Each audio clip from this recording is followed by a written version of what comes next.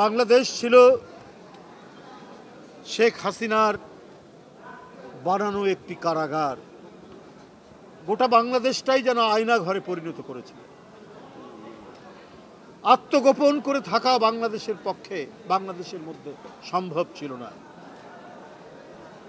যারা টাকা পাচারকারী তারা দুর্দণ্ড প্রতাপে বাংলাদেশের মধ্যে ঘোরাফেরা করেছে। যারা খুনি হত্যাকারী তাদের পিঠের মধ্যে আওয়ামী সিল থাকলে তারা হয়ে গেছেন সমাজের সবচাইতে মর্যাদাবান ব্যক্তি। আর সত্যিকারের যারা গুণী মানুষ তাদেরকে লাঞ্ছিত হতে হয়েছে।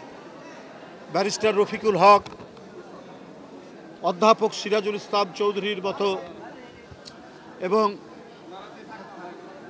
ডক্টর আকবর আলী খানদের মতো গুণী মানুষরা শেখ হাসিনার অশ্রাব্য গালিগালাজ তাদেরকে শুনতে হয়েছে। বন্ধুরা আবার এই পরিস্থিতির মধ্যে বাংলাদেশের জনগণকে বাস করতে হয়েছে। গোটা বাংলাদেশই ছিল রুদ্ধশ্বাস পরিস্থিতি। বলেছি শুধুমাত্র আইন শৃঙ্খলার গোপন কোনো প্রকোষ্ঠে নয়, গোটা আয়নাঘরই ছিল সারা বাংলাদেশ।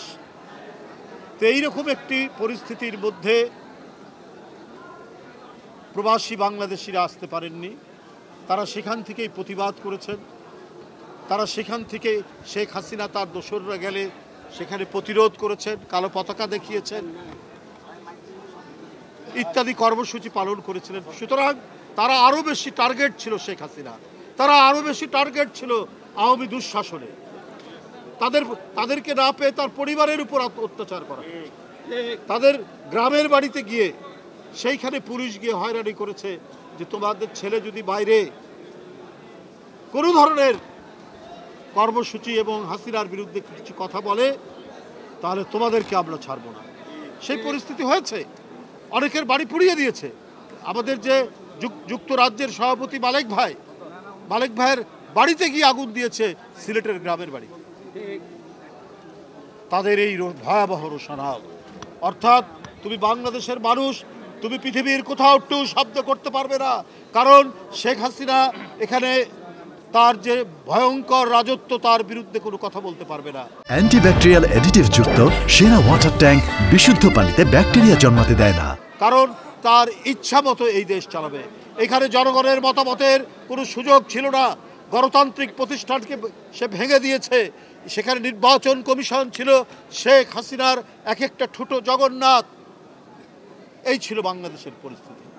বাংলাদেশ যে সর্বশেষ আশ্রয় আদালত, সে আদালতও যেতে পারত না। আদালত ছিল শেখ হাসিনার অত্যাচারের আরেকটি নিষ্ঠুর নিপীড়ন যন্ত্র।